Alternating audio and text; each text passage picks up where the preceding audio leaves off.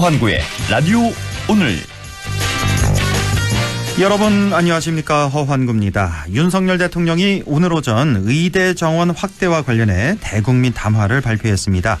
길어진 의정 갈등에 뭔가 해법이 나오지 않을까 많은 기대와 관심이 쏠렸는데요. 윤 대통령은 2,000명이라는 숫자는 정부가 꼼꼼하게 계산해 산출한 최소한의 증원 규모라고 밝혔죠. 하지만 정부의 정책은 늘 열려 있다. 더 좋은 의견과 합리적인 근거가 제시된다면 정부 정책은 더 나은 방향으로 바뀔 수 있다며 유연한 입장도 드러냈는데요. 오늘 담화가 의정 갈등 변화의 실마리가 될 수 있을까요? 지켜봐야겠습니다. 4월 1일 월요일 라디오 오늘 광고 듣고 시작합니다. 봄나들이 사행시.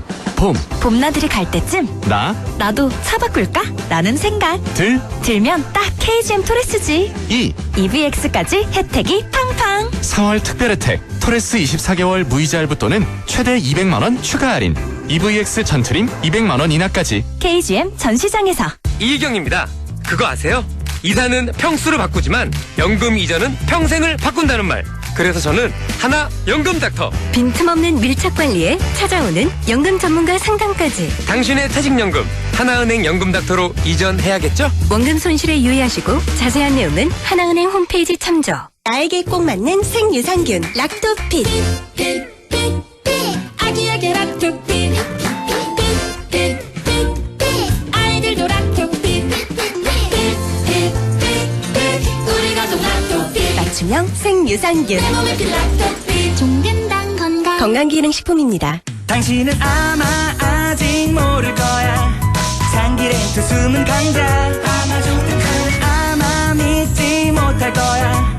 합리적인 이 가격을. 아마존 장기렌트의 숨은 강자 홈페이지에서 실시간으로 확인하세요. 아마존카.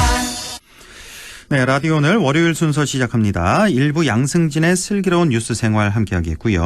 2부 이슈 오늘에서는 22대 총선 후보를 만나볼 텐데요. 잠시 후 더불어민주연합 비례 13번이죠. 임미애 후보를 연결해 보겠습니다. 이어서 안상준의 세상 읽기도 함께하겠습니다. 라디오 오늘 유튜브로도 다시 들으실 수 있습니다. 많은 애청 바랍니다.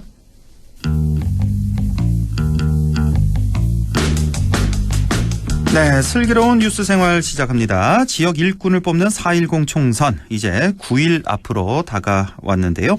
이번 총선은 4년 전과 비교했을 때 우리 북부권은 4개 선거구 중에서 선거군의 관할구역이 변경된 곳도 있고요. 그러다 보니까 지난 총선과 달리 후보자가 완전히 바뀐 곳도 2곳이나 있습니다. 자, 오늘은 총선을 앞두고 우리 지역의 선거 판세와 또 선거구별 쟁점 이슈에 대해서 짚어보죠. 자, 오늘도 매일신문 양승진 기자와 함께합니다. 안녕하십니까? 네, 안녕하세요. 예, 자, 먼저 4년 전 21대 총선과 비교했을 때 선거구 변화가 제법 있었죠? 네, 가장 큰 변화는 작년 7월 1일자로 군위가 이제 대구광역시로 편입되면서 군위가 속해 있었던 기존의 군위, 의성, 청송, 영덕 선거구가 의성, 청송, 영덕, 울진 선거구로 이제 조정이 됐고요. 또 영주, 봉화, 울진, 영양 선거구는 울진이 빠지면서 영주, 봉화, 영양 선거구로 관할 구역이 조정이 됐습니다. 그 울진과 영주, 봉화, 영양이 같은 선거구를 쓰던 2020년 제21대 총선 때 이제 당선된 박형수 의원은 고향인 울진으로 지역구를 옮겨서 울진, 의성, 청송, 영덕 선거구에서 이제 재선에 도전을 하고요.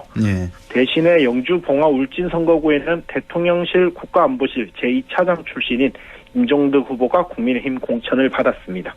군위군의 대구 편입으로 인해서 선거구 조정이 필요했던 이번 총선에선 총선을 앞두고 선거구 획정 논의 과정에서 안동예천 선거구 분리 등의 논의도 막판까지 적지 않게 있었습니다. 네, 이렇게 쭉 이번 선거구 변화 설명을 해 주셨고요. 4년 전과 비교했을 때 이렇게 선거구가 바뀌면서 현역 의원의 출마 지역구도 변경이 된 겁니다. 자, 그럼 우리 북부권 4개 선거구, 각 선거구마다 어떤 후보가 출마했고 선거구 내 이슈는 어떤 것들이 있는지 하나하나 살펴보죠. 먼저 상주 문경으로 가볼까요? 북부권의 나머지 선거구는 뭐 선거구 획정 문제로 선거 전부터 제법 떠들썩했던 게 사실인데 반면에 이 상주 문경 선거구는 뭐 사실상 상주와 문경이 단일 생활권이기도 하고 두 지자체의 합산 인구가 선거구 하한 인구인 13만여 명을 충분히 충족하면서 선거구 획정 등의 논의에서는 제법 자유로웠습니다. 네. 그러다 보니까 상대적으로 조용한 분위기 속에서 이제 공식 선거운동에 들어가게 됐고요. 일단은 현역인 이미자 국회의원이 3선에 도전을 합니다. 비례대표로 처음 여의도에 입성을 했고 지난 총선에서는 이제 상주 문경에 출마를 해서 64%의 득표율을 기록해 재선에 성공을 했고요. 야권에서는 이윤희 더불어민주당 경북도당 수석 부위원장이 그리고 새로운 미래에서 이제 김영선 전 경북도의원이 출마를 합니다. 네, 이렇게 여당 1명, 야당 2명의 구도가 됐군요. 보수정당 소속 현역 국회의원에게 도전장 2명의 야당 후보가 도전장을 내민 건데, 자, 선거구 판세는 뭐 예상대로입니까? 어떻게 보십니까? 처음 말씀드린 것처럼 이 선거구는 상대적으로 너무 조용하다 이런 생각이 들 정도인데요. 네. 사실 뭐 보수정당 공천이 곧 당선으로 이어지는 TK 지역의 정서상 그리고 또 현직 프리미엄을 갖고 있는 이미자 후보로서는 무리하지 않고 있다 이렇게 보여집니다. 제 생각에는 괜히 선거운동 과정에서 뭐 발생할 수 있는 설화라든가 이런 구설수들을 뭐 사전에 예방하려는 게 아닐까 이렇게 보여지기도 하고요. 예. 가뜩이나 보수정당이 강세를 보이는 곳에다가 더불어민주당 소속으로 비례대표 경북도의원에 당선되기도 했던 이제 김영선 후보가 기존의 뭐 민주당 당원들과 탈당을 해서 이낙연 전 민주당 대표가 창당한 새로운 미래에 입당을 하고 또 출마를 하게 됐으니까 조금은 더 싱거운 선거가 되지 않을까 이렇게 생각이 됩니다. 조금 더 싱거운 선거 지난번보다. 네네. 참 이런 걸 보면서 우리 유권자들 어떤 생각들을 하실까요? 좀 좋지는 않겠죠, 이런 모습이. 그렇죠. 마찬가지입니다. 저쪽 호남권에서 거기도 뭐 저 민주당이 공천만 받으면 당선이 그렇죠, 되니까 맞습니다. 이런 이 지역구도 이거 좀 빨리 타파해야 될 텐데 이것만 타파해도 우리 정치가 한 단계 올라설 텐데 말이죠. 네네. 자, 다음 지역구를 옮긴 박형수 후보가 이제 재선에 이번에 도전하는 의성, 청송, 영덕, 울진 선거구 여기는 어떻습니까? 박형수 후보의 재선 도전도 싱겁게 끝날 가능성이 높은데요. 예. 물론 뭐 김재원 전 의원과 이제 치열하게 당내 경선을 거친 것은 분명을 한데 이 의성, 청송, 영덕, 울진 선거구는 경쟁률이 2대1입니다. 즉 양자 대결 구도인데 출마자는 박형수 후보와 이제 무소속인 심태성 후보가 있습니다. 심 후보는 이제 1985년생으로 만으로 38살. 이번에 북부권 4개 선거구에 출마한 후보자 중에서는 최연소 후보이기도 합니다. 예. 그런데 뭐 이미 박 후보의 경우에는 당내 경선에서 강력한 경쟁자로 여겨졌던 김재원 의원을 물리치고 본선 티켓을 받은 만큼 또 그리고 양자 대결 구도인 만큼 어쩌면 전국 최고 투표율도 내심 가능할 것 같기도 하다. 그렇습니까? 네, 뭐 이런 생각도 들고요. 그래서 그런 지금은 이제 치열했던 국민의힘의 당내 경선과는 달리 정작 본선이 진행되면서는 더 조용한 분위기이기도 합니다. 그렇습니다. 예. 자, 다음은 안동 예천 선거구를 좀 보겠습니다. 재선에 도전하는 김영동 의원에 맞서서 민주당 김상우 후보, 자유통일당 김동훈 후보, 무소속 김윤한 후보 이렇게 세 명의 도전장을 내밀었네요. 네, 이재명 더불어민주당 대표의 고향이기도 한 이제 안동 예천에서는 우선 이제 국립안동대학교 경영학과 교수 출신인 김상우 후보가 나서는데요. 네. 김 후보는 지난해 9월 민주당에 입당을 했고 총선을 앞둔 지난 2월에는 이제 더불어민주당 19호 영입 인재로 소개가 되면서 안동 예천 선거구에 단수 공천을 받았습니다. 네. 상대적으로 총선 분위기가 이 북부권에서는 잘 나지 않는데, 김 후보 같은 경우에는 안동 예천 지역에서 나름 선거운동을 열심히 하고 있는 것 같기는 합니다. 네. 공약으로는 지방 소멸 극복을 위한 문화도시 육성, 청년 문화 특구 추진, 돌봄 산업과 시니어 메디컬 서비스 인력 육성, 2차 공공이전 조기 추진, 한국환경공단 유치 등을 내세우고 이제 선거 전에 임하고 있습니다. 네. 자, 한편 재선에 도전하는 김형동 국회의원. 선거 전부터 이제 불법 선거 운동 의혹에 휘말리기도 했고 지난주에 또 김상호 후보가 기자회견을 했던데 뭐 다 된 거냐 안동에 오지도 않는다 이러면서 상당히 비판의 목소리를 내는 그런 기자회견도 있었고 김상호 후보가 일단은 이 불법 선거 운동 의혹 여기 좀 집중 공세에 나선 모습이네요. 그렇죠. 이제 뭐 당연히 선거 과정에서 그 상대의 약점이다 보니까 어떻게 보면 이제 그 김상호 후보는 언더독 입장이잖아요. 예. 그렇다 보니까 당연히 이제 불법 선거 운동 의혹을 집중적으로 공격을 하고 있는 것 같은데 뭐 지금 제가 여기서는 이 관련 내용을 언급하는 거는 조금 부적절할 것 같고 그래서 뭐 이제 김영동 후보도 눈에 띄는 선거 운동은 거의 하지 않고 있습니다. 대신에 보도 자료를 통해서 이제 한국 전통주 진흥원을 설립하겠다. 또 안동예천의 전국체전을 유치하겠다. 이런 공약을 발표를 하고 있고요. 또 지난주에 전해드렸던 경북 북부 지원 신설도 이제 공약을 했습니다. 그리고 지난달 26일에는 이제 한동훈 국민의힘 비상대책위원장과 함께 박근혜 전 대통령을 예방을 하기도 했고요. 사실 지역의 선거에 집중하기보다는 이제 중앙선거에 조금 나서고 있는 모습이기는 합니다. 그 뭐 이런 부분들이 어쩌면 이제 공식 선거 운동 기간 전부터 제기됐던 불법 선거 사무실 개설, 뭐 운영 이런 부분들의 영향도 피하지 못하고 있는 것 같습니다. 그렇군요. 자, 그나저나 김영동 후보가 안동 예천에 내려온 지 좀 됐죠? 요즘에 좀 내려온 거 봤습니까? 네, 뭐 방금 이제 보니까 도청 주변에서 열심히 선거 운동을 하고 있기는 하더라고요. 아, 지금 내려서 선거 운동 하고 있습니까? 예. 아, 한동훈 위원장이 이렇게 따라다니는 게 아니고요. 뭐 본인이 직접 하는 건지는 제가 확인을 못했는데 그 뭐 이제 빨간 잠바를 입고 열심히 선거 운동을 하고 있더라고요. 이거는 좀 더 확인을 좀 해봐야 되겠군요. 네네. 예. 자, 다음은 영주 봉화 영양 선거구입니다. 자, 전국적으로 좀 주목받는 그런 선거구로 떠오르고 있기는 합니다. 그 이제 이곳은 국민의힘 임종득 후보와 박규환 더불어민주당 후보 간 양자 대결이 펼쳐지고 있는 곳인데 말씀하신 것처럼 이제 최근에는 전국적으로 주목을 받고 있는 선거구이기도 합니다. 그 영주가 이제 영주 영양 봉화 선거구가 주목을 받고 있는 이유가 임종득 후보가 바로 지난해 이제 그 7, 8월에 극한호우 당시에 구조 작업을 벌이다 순직한 해병대 최상병 사건의 수사와 관련해서 외압을 행사를 했다 이런 의혹을 받고 있기 때문인데요. 예, 그래서 이제 지난달 30일 이제 박규환 후보의 유세장에 해병대 예비역 한 15명 정도가 이제 그 유세장에 등장을 해서 임 후보의 낙선 운동을 벌이기도 했습니다.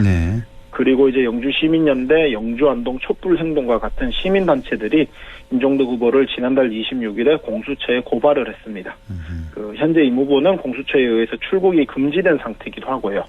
그 앞서 최상병 사건 수사와 관련해서 외압 의혹이 제기됐었던 이종석 전 국방부 장관은 호주 대사로 발령이 났다가 출국을 하고 열흘 만에 다시 귀국을 했는 상태에서 지난달 29일 사직서를 제출하기도 했거든요. 그래서 이 부분이 또 야당에서 집중적으로 공약하는 부분 중 하나이기 때문에 앞으로 공식 선거운동 기간 중 또 선거 이후에도 이 부분들 그래서 영주 영양봉화 선거구는 계속해서 전국적인 관심을 받지 않을까 이런 생각이 듭니다. 당시 이제 최상병 사건이 있었을 그 당시에 이제 안보실의 2차장으로 임종득 후보가 있었으니까요. 당시 무슨 관련성 있는 거 아니냐 그런 얘기가 나오고 있고 자 여전히 지금 뭐 수사 중인 공수처가 수사 중인 상황이기 때문에 앞으로 뭐 이번 논란이 계속될 것 같고 선거운동 과정에서 그 민주당 후보가 또 굉장히 계속해서 문제 제기할 것 같네요.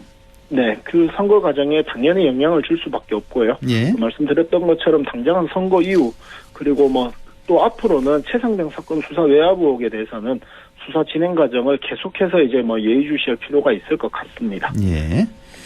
자, 이제 총선이 오늘 1일 그러니까 9일 남았고 이제 사전 투표가 또 있잖아요. 5일, 6일 이번 주 금토가 있으니까 나흘 앞으로 다가온 거예요. 실제 투표가. 그래서 이제 뭐 사실상 선거가 다가왔는데 그 경북 북부권뿐만 아니라 대구 경북의 이제 총 25개 선거구는 치열한 선거전이라든가 박빙의 승부, 뭐 팽팽한 긴장감 이런 말들에서 해당이 전혀 없는 곳이 아닐까 이런 느낌이 들거든요. 그 개인적인 생각으로는 정치인들은 결국 선거에서 자신들을 지지하는 특정 계층이나 뭐 연령대, 지역민을 위한 정치만을 하고 있습니다.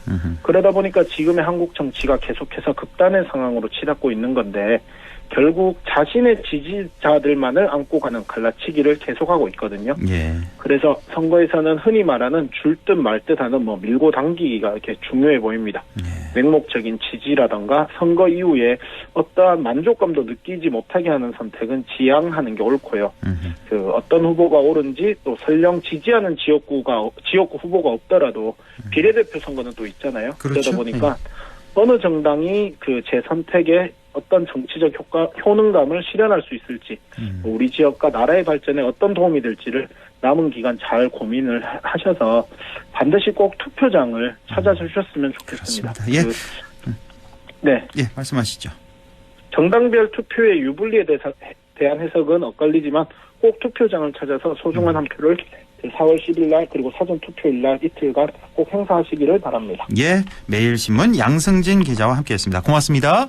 네, 감사합니다. 라디오 오늘 2부에서 뵙겠습니다.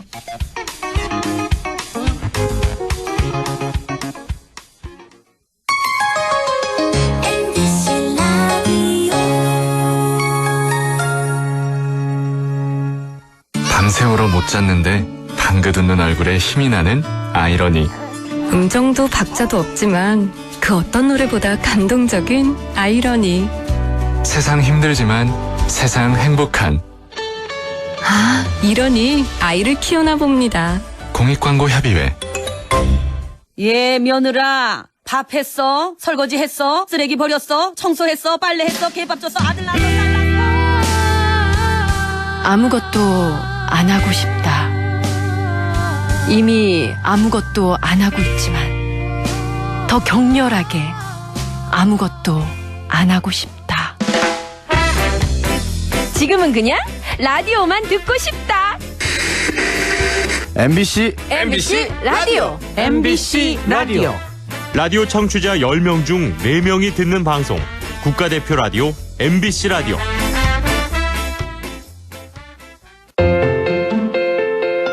대한민국 사람 10명 중 4명은 이 드라마를 봤습니다. 홍시 맛이 났는데 어찌 홍시라 생각했느냐 하시면 그냥 홍시 맛이 나서. 대한민국 사람 10명 중 4명은 이 만화를 보며 자랐죠.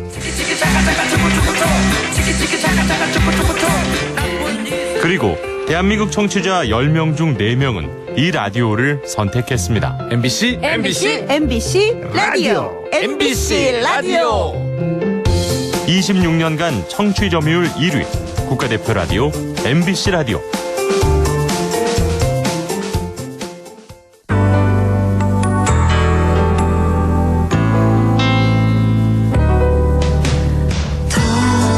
어렵던 날도 많았죠. 우리 함께 한다면 따스함을 느껴요. 사랑이 있어요. 소중한 꿈을 이뤄봐요. 우리 함께 여기 있으니 감동과 사랑 있는 MBC 라디오 문화방송 100.1 MBC 라디오.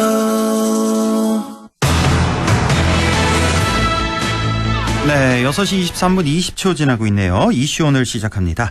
22대 국회의원 선거, 이번에는 비례정당 간 경쟁도 어느 때보다 치열합니다. 우리 지역 출신으로 더불어민주연합의 비례후보 13번을 배정받았죠. 임미애 후보 연결해 보겠습니다. 안녕하십니까?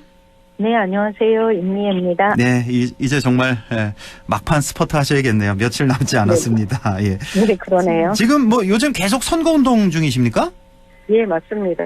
지금은 어디 계세요? 지금은 서울에 있고요. 서울에서, 예. 네, 어제 와서 오늘까지 서울 있고, 내일은 이제 포항부터 해서 포항, 경주, 영천, 상주까지, 그리고 대구까지 저희가 집중 유세가 있고 해서, 네, 그렇게 움직일 계획입니다. 예. 지금 더불어민주연합 분위기가 어떻습니까? 뭐 좋은 점도 있는 것 같고 또 악재도 좀 있는 것 같고 제가 보기엔 그렇습니다만. 예. 네. 이게 저희 더불어민주연합이 좀 늦게 시작했잖아요. 예. 조국혁신당보다는 훨씬 더 늦게 시작했기 때문에 아직 사람들이 더불어민주연합이 어떤 정당인지를 잘 몰라요. 예, 그래서 민주당이 만든 것 같기도 하고 더불어가 들어가니까. 그래서 아직 많은 분들이 이제 좀 홍보가 덜 돼가지고 좀 잘 모르는 분들도 많아서 짧은 시간 내에 저희가 열심히 뛰고 있는데 그래도 지금 조금 인지도는 많이 높아졌다 이렇게 보고 있습니다. 네. 자, 제가 호재, 악재 이렇게 있다고 말씀드렸는데 지금 악재는 제일 큰 악재는 조국혁신당 아닙니까? 솔직히? 그 말씀을 좀 대답을 좀 해줘 보시죠. 이것 때문에 많은 분들이 걱정을 해주세요, 저한테. 그렇죠. 예, 제가 13번을 받았는데, 만약에 그렇지 않아 조국혁신당이 아니었으면 이게 굉장히 안정적인 당선권인데, 그럼요. 좀 걱정이 된다, 이런 우려의 말씀들을 해주시는데, 저는 오히려 조국혁신당의 약진으로 이번 총선이 윤석열 정부 심판선거로 구도가 확실하게 잡혔다라는 측면에서는 되게 긍정적으로 보고 있고요. 그러니까 원래는 총선 앞두고 윤석열 대통령이 전면에 나서고 싶지 않아 했고 그러니까 한동훈 비대위원장을 내세운 거 아니겠어요? 그런데 그 조국이라는 피해자가 전면에 나섬으로 해서 윤석열이라는 가해자가 안 끌려 나올 수 없는 그런 선거가 된 거죠. 그리고 검찰 개혁이라는 의제를 전면에 내세우게 되는 그런 효과가 있었던 거여서 저는 부담이라기보단 이번 선거의 방향타를 잡아줬다? 이렇게 보고 있습니다. 그리고 윤석열 정부의 심판 선거의 영역을 좀 확장시켰다. 저는 이렇게 보고 있고요. 그 대신 이제 표 때문에 이게 이제 더불어민주연합과 어떤 차별성이 있느냐라는 것 때문에 그리고 이게 결국은 나눠먹기 아니냐, 제로섬 아니냐라고 걱정들을 하시는데 실제로 근데 더불어민주연합과 조국혁신당의 지지율을 합쳐보면 그동안 민주진보 진영이 보여줬던 어떤 득표율보다, 그러니까 지지율보다 높아요. 네, 그렇죠. 예, 그런 면에서는 이게 제로섬 게임이 아니라 플러스 게임이 되는 그런 선거 국면이 아닌가 이렇게 보고 있습니다. 지금 말씀하신 내용은 이제 진보 지지층들 그렇게 생각하실 것 같고 정치 분석하시는 분들 그런 대답인 것 같고 우리 임미애 후보님은 당사자잖아요. 그래서 생각이 좀 다르신가 해서 좀 여쭤봤는데 속마음은 근데 이게 그 국민들이 그렇게 움직이는 거를 저희가 제 입장에서 제가 달리 해석을 한다고 해가지고 상황이 바뀌는 게 아니잖아요. 그렇죠. 그러니까 선거에서는 민심을 그대로 받아들이고 그대로 읽어내는 게 저는 제일 중요한 거라고 생각을 해요. 그렇죠. 그래서 그렇게 크게 걱정은 하지 않습니다.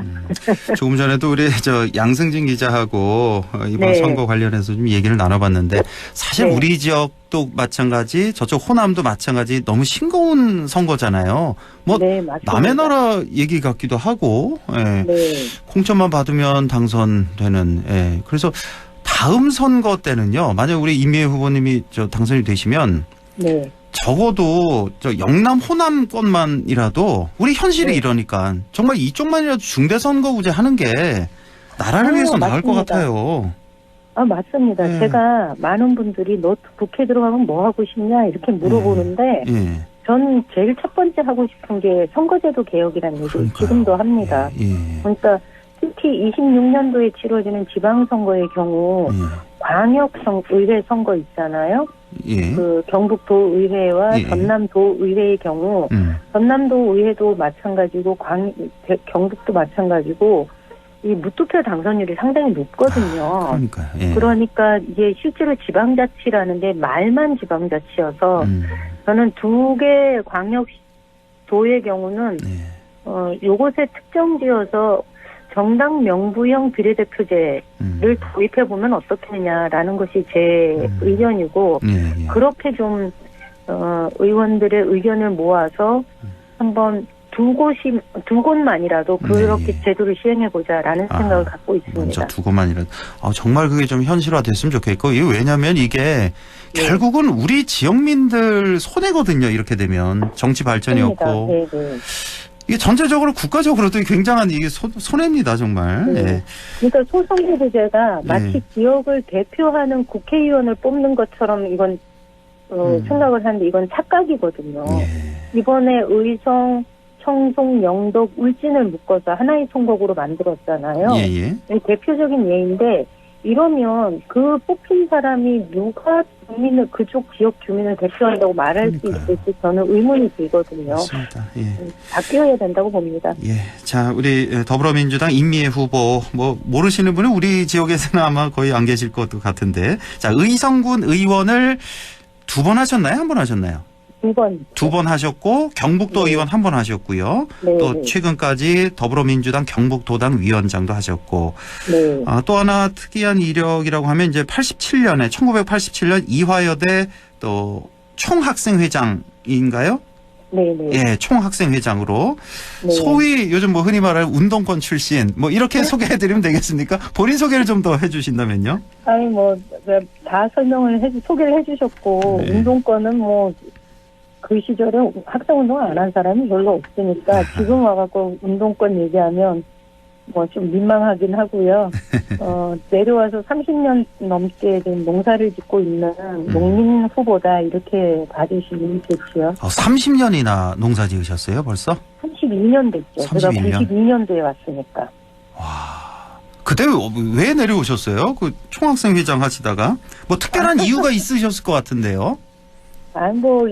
그때는 제일 먼저는 농업 농촌이 어렵다는 얘기가 그 당시 우루과이 라운드 체제를 앞두고 있어서 농업 농촌이 이러다 망한다. 농산물 수입이 전면적으로 개방되면 이제 농촌이 어떻게 버티겠냐. 거기다가 그 정부에서는 도시 노동자들을 위해서 그러니까 농산물의 저가 정책을 유지하고 있었거든요. 예. 그러다 보니 인옥 문제도 심각했고 상황이 그러다 보니 학생운동 했던 입장에서 내가 다시 사회에 나간다면 어디로 갈 것이냐 고민하는 중에 이왕이면 그 농촌에 가서 내가 뜻한 바대로 한번 이렇게 살아보는 것도 맨날 학교 다닐 때 주장했던 걸 실제 생활 속에서 한번 해보자 이런 마음도 있었고 그거보다 더 중요한 건 결혼할 사람이 농촌에 내려와 있었으니. 네. 그럼 그때 내려오실 때 정치에는 전혀 이제 담 쌓고 내려오신 거예요? 아니면 이쪽에서 정치 활동을 해보겠다 아니에요. 그런 생각? 정치 생각은 전혀 없었어요. 전혀 없이 내려왔다가. 네, 그때는 그냥 내려와서 농사 짓고 먹고 살기밖에 없어요. 그때가 농사를 지어서 먹고 살기가 쉽지 않아서 그냥 농사일 열심히 했죠. 농민회 활동하고. 참 특이한 이력이셔서요. 그러니까 요즘 뭐 흔히 말하면 나 이대 나온 여자 그거잖아요. 당시에 그 공부도 잘하고 그랬던 또 게다가 또 정치에 관심이 있었던 총학생회장 출신이 저 멀리 시골에 와서 이제 농사를 지으러 내려왔다는 게 혹시 뭐 특별한 이유가 있었나 해서 좀 여쭤봤고요. 근데 지나고 나니 그게 특별한 케이스였구나 이런 생각이 드는데 그때 그렇게 결정을 하고 내려와서 살 때는 제가 특별한 케이스라는 생각을 전혀 안 했거든요. 그렇습니까? 예. 네네. 그럼 31년 전이니까 뭐 93년, 94년 이쯤에 이제 내려오신 거고. 92년에 내려오신 거고. 네네. 그러면 다시 정치권에 발을 들여놓은 건 언제였죠? 그때는 2006년도에 군의원 선거를 하면서 의성 군의원 선거. 예. 그때 바로 당선이 되셨습니까? 예, 그때 참 고맙게도 의성 국민들이 민주당 후보였는데 그때 당선을 시켜주셨어요. 그때 그렇게 사람을 키웠던 국민들 덕분에 제가 여기까지 와 있는 거죠. 그러니까요. 저는 그래서 제 시작은 의성 국민들의 그 군의원으로 당선시켜준 게 출발이어서 내 정치의 출발은 의성 국민이다 이런 생각을 늘 하고 있습니다. 우리 임미애 후보님을 또 수식하는 말 중에 하나 또 빼놓을 수 없는 게 또 김현권 전 의원의 또 배우자시고 그 김현권 전 의원도 지금 구미 을 지역의 후보로 도전 중인 거죠? 예, 거기 지역구 후보로 출마를 했고요. 예, 많은 분들이 왜 의성 사람이 왜 구미 같냐 이런 얘기를 하시는 경우가 더러 있으세요. 예. 예. 그런데 그때 저희 당에서 2016년도에 비례대표 국회의원이 됐잖아요. 김영권 의원이. 예. 됐을 때 2018년도에 지방선거에서 구미 시장이 민주당 당적을 가진 분이 경북에서 최초로 당선이 된 거예요. 예. 그러니까 당 입장에서는 민주당 소속의 구미 시장을 그 시정을 성공적으로 이끌 수 있도록 도와주는 게 필요했고 그래서 당의 그 당시 당대표 추미애 대표하고 의논을 하면서 저희가 구미을로 들어가게 된 거죠. 아, 그래서 예. 그래서 이제 이번에도 또 다시 한번 네. 도전을 하고 계시고 지금 분위기는 어떻습니까? 구미을은 아무래도 좀 민주당으로서는 굉장히 어려운 지역이긴 합니다만 2020년도에도 선거를 했었는데 예. 그때에 비해서는 지금 분위기가 많이 좋아요. 그래서 그 당시에 다녀보면 그 당시에 네. 몇 퍼센트 정도였죠? 득표가? 36%. 그렇습니까? 그렇게 높습니까? 네, 경북에서는 높은 축인데 그러네요. 당선과는 조금 거리가 있는 득표죠. 예. 근데 지금 다녀보면 그때보다 훨씬 더 민심이 요동치고 있다라는 거를 저희가 확인할 수 있어요. 반응이 굉장히 적극적이세요. 예, 그렇군요. 예. 네.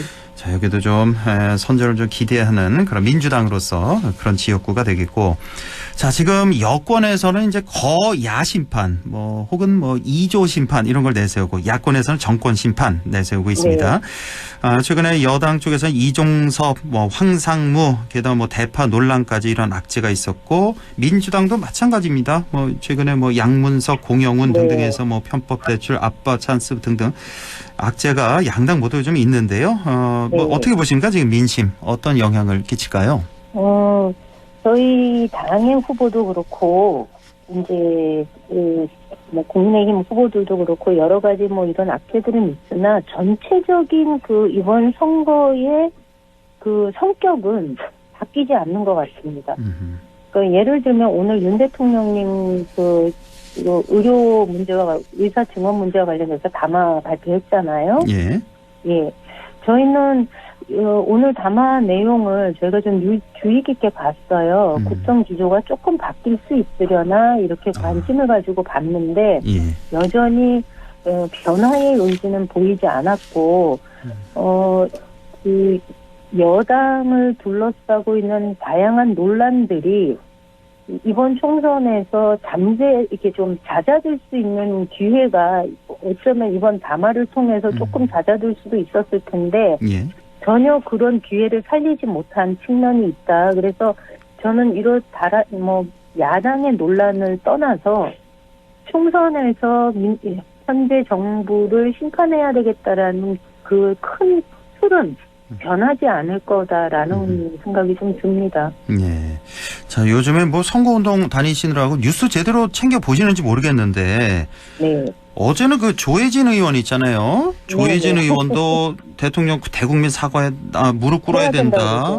내각 참모들 다 총사퇴해야 된다. 네. 그리고 또 하문경 국민의힘 후보자가 있습니다. 마포울 후보인데 대통령 탈당해야 된다 요구했고 정운천 저쪽 전주에 출마한 정운천 후보 같은 경우도 역시 대통령 사과 요구를 얼마 전에 좀 했었고 글쎄요. 그 전과는 다른 이런 후보자들이 윤 대통령을 향해서 이런 직격하는 이런 발언들이 하나둘씩 이제 나오고 있는데 이런 모습들은 어떻게 좀 예상하셨습니까? 저는 예상했죠. 왜냐하면 지역구에서 유권자들을 만나보면 민심이 심상치 않다라는 것은 여야 후보를 다 떠나서 확인할 수 있는 거거든요. 그렇다면 여당 후보의 입장에서 위기감을 느낄 수밖에 없고요. 결국은 나는 다른 정치인이다라는 것을 유권자들한테 어필하려면 그런 메시지를 던질 수밖에 없는 거죠. 그런데 제가 느끼는 것 중에 하나, 하문경 후보의 경우 이번에 영입했잖아요. 한동훈 비대위원장이 운동권 척결을 얘기하면서 정작 운동권의 핵심에 있었던 사람을 영입해서 정청래 후보하고 붙였는데 이분 들어간 지 얼마 안 돼가지고 지금 결국은 윤석열 대통령 탈당해야 된다. 그리고 선거 그냥 관리만 해라. 중립적으로 이런 메시지를 내잖아요. 근데 이 당의 본류라고 할 수 있는 전통적인 당원들의 입장에서는 그 발언이 굉장히 저는 괘씸하게 여겨질 것 같아요. 그렇죠. 그래서 이게 오히려 함은경 후보의 경우는 본인의 표를 얻기에는 이분이 가지고 있는 태생적인 한계가 있는데 그 상황에서 이런 발언을 한다고 해서 중도층의 표를 가지고 올 수 있을 것인가? 저는 그렇지는 않다고 봅니다. 그렇군요. 예. 자, 우리 지역의 뭐 중도층 혹은 진보층 지지자들 사이에서는 글쎄요, 이번 총선에서 우리 안동에서 네. 임미애, 허승규 이 두 명의 야권 국회의원이 나온다면 어떤 정치적으로 어떤 지형이 확 바뀔까 상당히 기대하는 분들도 많이 계신 것 같습니다. 네. 자, 어떻게 보신가요? 둘 다 될 가능성 어떻게 보시고? 저희 둘 다 들어갔으면 좋겠고요. 예. 예. 허승규 후보는 오랫동안 그 기후 환경에 대한 그 아젠다를 들고서 지역에서 활동해온 대중 활동가고, 무엇보다도 우리 사회가 겪고 있는 기후위기 문제를 국회에 가서 전면적으로 이슈화할 수 있는 사람이기 때문에 들어갔으면 좋겠고요. 예. 저 역시 들어가서 민주당 정치인의 효능감을 저희 경북 주민들한테 좀 보여드리고 싶습니다. 민주당 정치인이 하나 나왔을 때 지역에서 어떻게 활동을 하는지, 국회에서 경북의 목소리를 어떻게 대변하는지 이거를 좀 보여드리고 이후에 민주당 정치인이 우리 지역사회도 필요하구나. 그래서 이후 선택에 조금 이렇게 유연함을 가지고 올 수 있는 그런 기회를 제가 만들 수 있을 거다라는 자신감이 있어서 예. 꼭 들어갔으면 좋겠습니다. 그리고 우리 지역의 유권자 여러분들께서 정당 투표는 더불어민주연합을 꼭 선택해 주셨으면 좋겠다. 이 얘기 말씀드리고 싶습니다. 공교롭게도 이 야권의 두 후보가 지금 당선권 간당간당한 그런 상태여서 이 진보 지지층들이 둘 중에 어느 정당에 투표를 해야 되냐 그 고민하시는 분들도 꽤 많을 것 같습니다. 어디 해야 됩니까? 앵커님 고민하시는 거 아닌가요? 아닙니다. 저 전해 들은 얘기입니다. 네.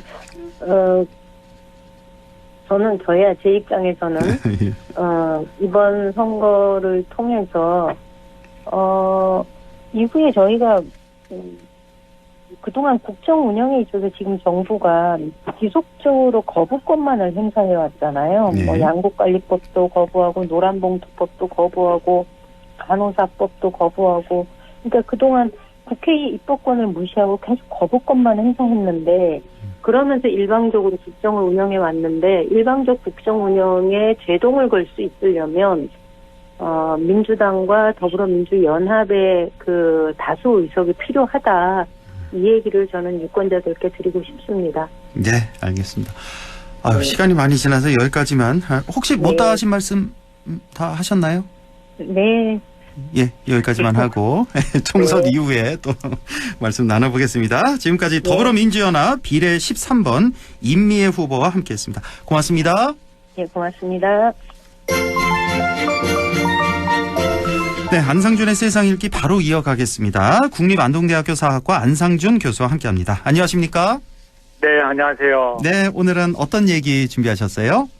예, 우리 이제 선택의 날이 그렇게 많이 안 남았는데 예. 어제 지금 저 지구 반대편의 튀르키예에서도 지방선거가 치러졌는데 예상 밖의 결과가 나왔어요. 아, 그래요? 예, 그 현 대통령 에르도안을 위협할 만한 야당의 승리가 지금 확정돼서 지금 전 세계가 지금 주목하고 있고, 저는 오늘 그 독일 국영방송의 보도 내용을 토대로 해서 이 튀르키예 지방선거의 결과를 보고 향후 전국을 좀 가늠해 보려고 합니다. 아, 그렇습니까? 우리 언론에서 이걸 보도하는 걸 제가 뭐 미처 다 오늘 나왔습니다. 오늘 나오긴 나왔습니까? 저는 네네. 전혀 못 봐서 이게 처음 듣는 얘기였는데, 그러니까 튀르키예 지방선거가 있었다, 야당이 예상 밖 승리를 거뒀다 이런 거군요. 예. 그럼 튀르키예도 마찬가지로 뭐 지방선거 하면 우리나라도 그렇잖아요. 지방선거 하면은 뭐 서울시장 누구야, 경기도의사 누구야, 이걸 제일 첫 번째로 떠오르잖아요. 예. 튀르키예도 마찬가지입니까? 네, 그렇죠. 튀르키예 경우에는 이제 수도 이스탄불이 그 집중도가 서울만큼 높아요. 아, 그래요? 이스탄불의 인구가 1,600만 명입니다. 어휴, 대단하군요. 아, 거기도. 네, 굉장한 메트로폴리탄이죠. 예. 그래서 작년에 지금 그 에르도안 대통령이 재선에 성공해서 지금 22년째 집권을 하고 있는데, 예. 그래서 이제 흔히들 21세기 슐탄이다. 30년 집권을 향해서 가고 있다 이렇게 얘기했는데 올해 지금 지방선거에서 이거를 좀 제동을 걸 만한 결과들이 나와서 주목을 하게 됐고 요번에 지금 이스탄불 시장에 오른 사람은 재선이에요. 아, 예. 예. 그러니까 야당 시장으로서 재선이 된 거죠. 예. 그래서 이제 이름이 이제 에크람 이맘 오글루라고 그런 사람인데 이 사람이 이제 이번에 재선이 되면서 대통령 후보로서 이제 급부상하는 그런 결과를 낳았고 이제 에르도안에 대적할 만한 후보로 떠올랐다는 거죠. 향후 이제 대선 후보 뭐 이렇게 봐도 되겠습니까? 그렇죠. 그 사람이? 그래서 이제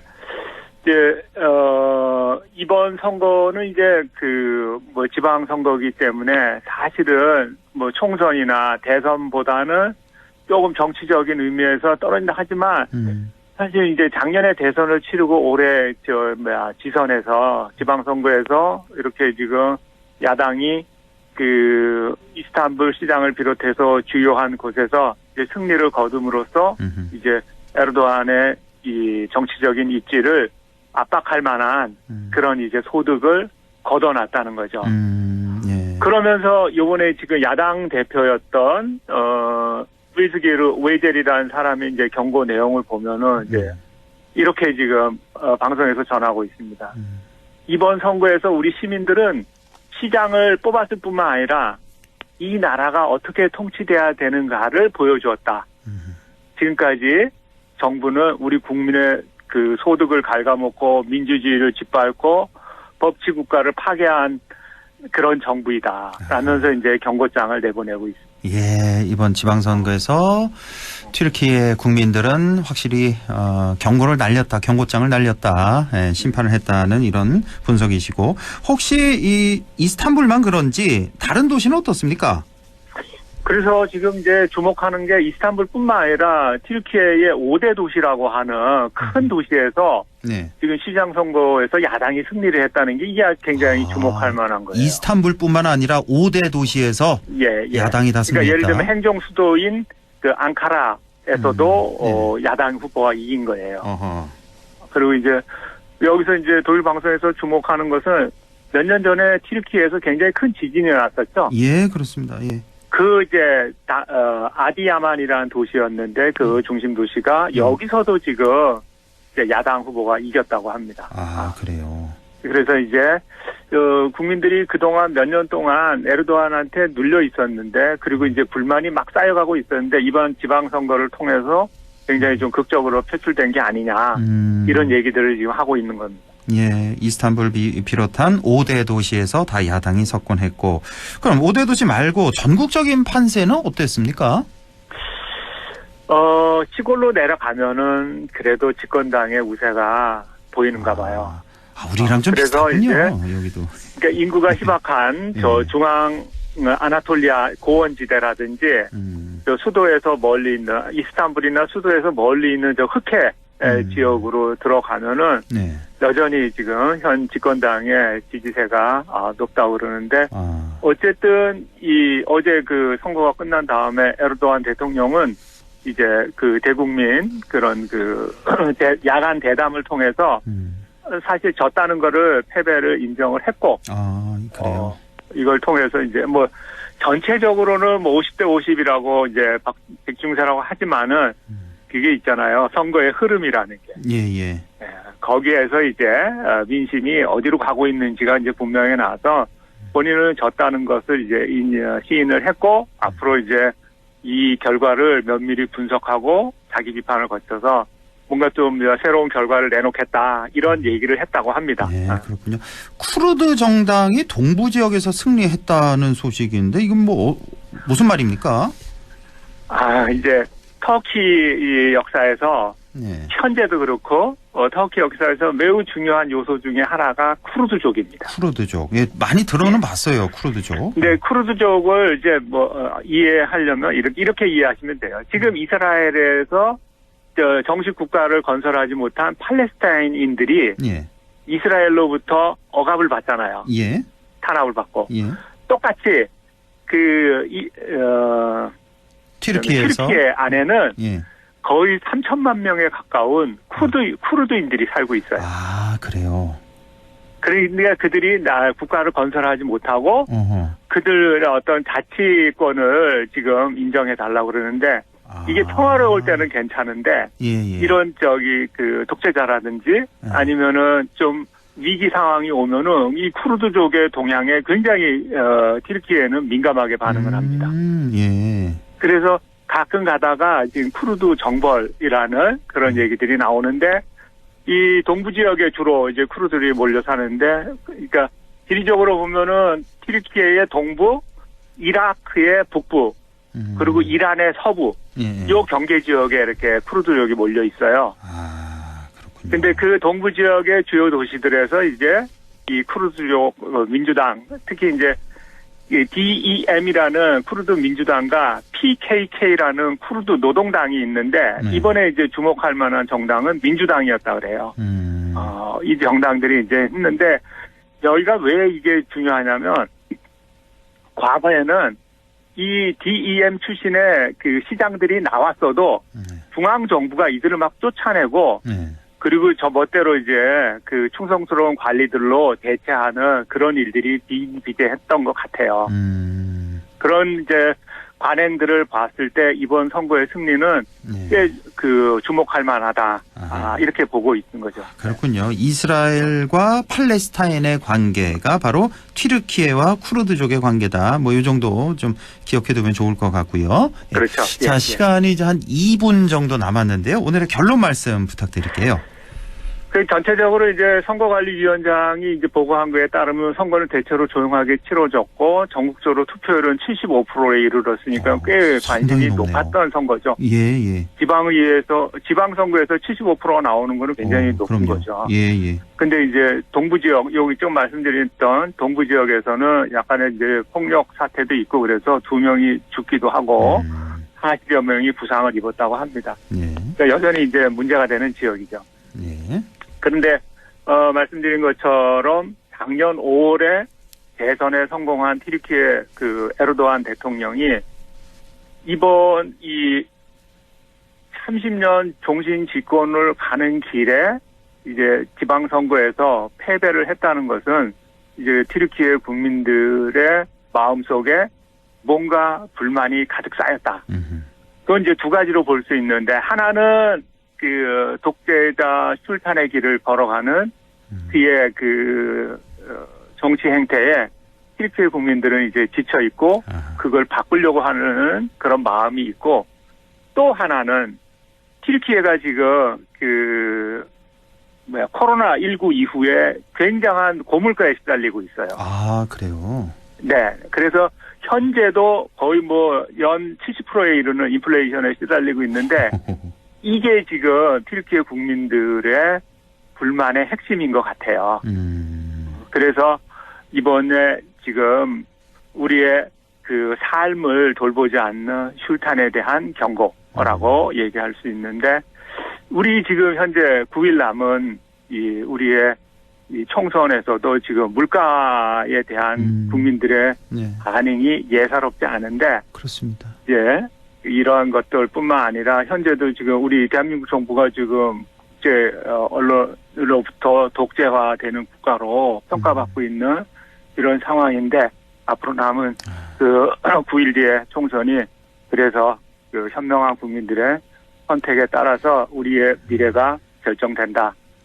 이런 점들을 한번 말씀드리고 싶습니다. 오늘 이렇게 말씀 쭉 들어보니까 튀르키예나 우리나라나 상황이 좀 크게 다르지 않다는 그런 생각도 좀 들고. 형제국가잖아요. 국민은 항상 옳고 현명하다는 것. 그러니까 정부 마찬가지, 여당, 야당 마찬가지입니다. 국민의 뜻을 거르면 반드시 패한다는 그런 진리 명심해야 될 것 같습니다.